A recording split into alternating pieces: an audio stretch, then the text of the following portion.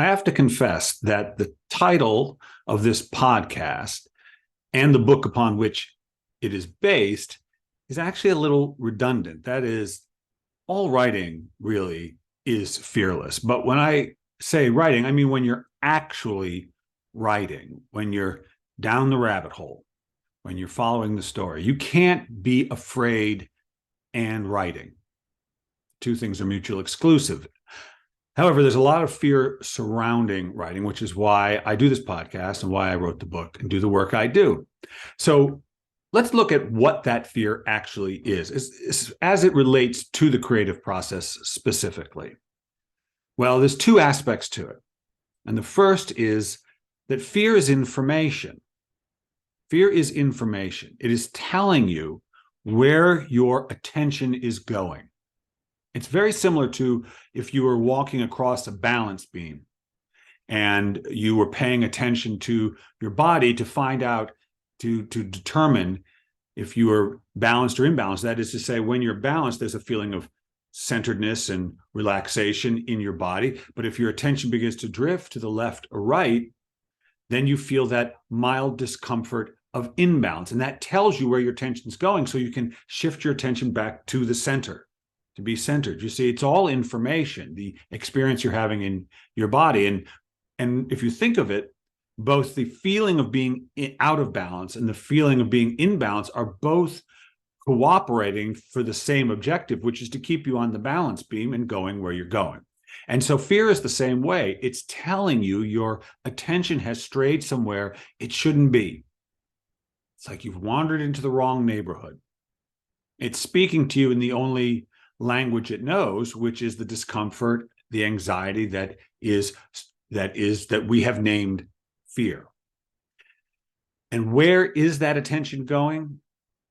Well, in my experience, all fear is a story we're telling ourselves about the future. It's a thought we have about the future. What if? What if? What if? And that future can be a minute from now, or it could be a year from now. Doesn't matter. It's not happening. But our imagination, our powerful imaginations, which we use to create the stories that we write, some of which involve dragons and spacemen and women, or wizards in the Napoleonic era, such stories exist. Our imagination, which can dream anything, can cast out into the future and picture a future for ourselves that we don't want to live. What if no one likes my stuff? What if there's no audience for this? And whether people like your stuff or not, what people will think of it, that always exists out in the future, of course, because at the moment you're writing it, you're the only one with the story. And so if your attention drifts out to what people will think of it, you are automatically going out into the future where your attention can do you no good whatsoever. And so the discomfort you are feeling is an inner guidance system saying, don't go there. There's nothing there for you. It's very helpful to remember, because sometimes that feeling of fear, we tend to associate it, I think, with weakness and with seeing something that's true. In other words, if you saw a tiger standing on the street, you would feel afraid, and the tiger is really there, and you really don't want to be eaten by the tiger. And so there's the sense that fear is a recognition of reality. It isn't. The fear I'm talking about is always a fantasy we've created about the future, and asking ourselves, what if, and reacting to the image we are creating in our mind of what's to come. What will people think of my stuff? It's none of your business. Certainly not while you're writing. Certainly not while you're writing.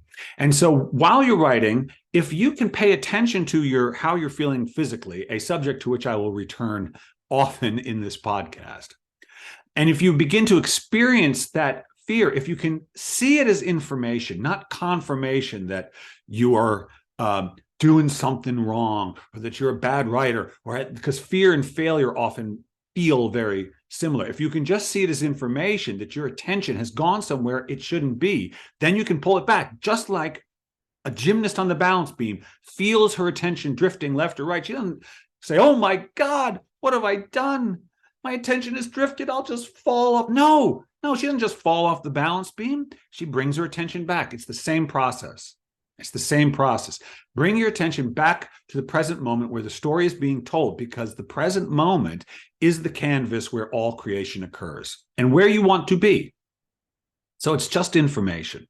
It's uncomfortable, but that's because we don't want to go there. You're not meant to go there, right?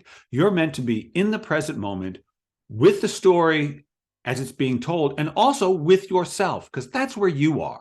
That's where your attention belongs, because that's where you are, not just physically, but spiritually, emotionally. You're here. This is where all your power is, where all your ideas is, where all your ideas are, right here, right here. And writing asks us to be there with ourselves. And so all that experience of drifting out and worrying about other people, it's of no value. Nothing good is created there. Don't tell that story. Bring your attention back to the present moment where the stories actually are being told, and you will be naturally brought back to your inherent fearless state. Yeah. So as always, you don't want to miss an episode. If you don't want to miss a little dose of inspiration and advice, make sure to click subscribe. And if you like it, well, let your voice be heard. Click like, leave a comment. I love to hear from you. Until next time, this is Bill Kenower. Stay fearless.